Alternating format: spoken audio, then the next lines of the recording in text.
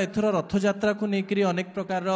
प्रश्न उठिला छोट बड़ अघटन घटिला एवं जो अघटन को लेकर विरोधी मध्य प्रश्न कले नंदीघोष गड़िबा न गड़िबा कथा कह जाऊ किंबा तीन जनकर मृत्यु खबर कथा कह जाऊ सर आज ये मंचरू आपण कहिबे कि जे भविष्य रे जो रथयात्रा हवा पई जाउची सेही सब रथयात्रा ये सब जिनस प्रति आपण माने पूरा कंसर्न हो जाइछंती।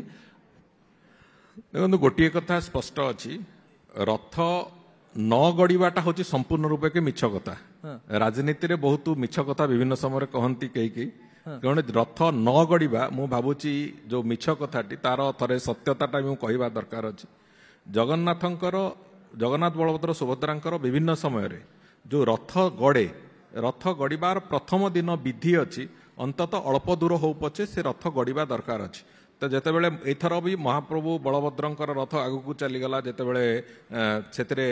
से मोड़ अधिका आसवा कारण टे समय लगे किंतु जथेष आगू चली जाइला माँ सुभद्रा रथ श्रीनगर पर्यंत आसी जाइला जितेबाला जगन्नाथ रथ टणा हवा कथा माँ सुभद्रा रथ श्रीनगर पहुंचले जगन्नाथ रथ टणा हवा कथा किंतु सेठी जगन्नाथ रथ टाणीबार टिके आ विलंब जेहेतु है से दृष्टिकोण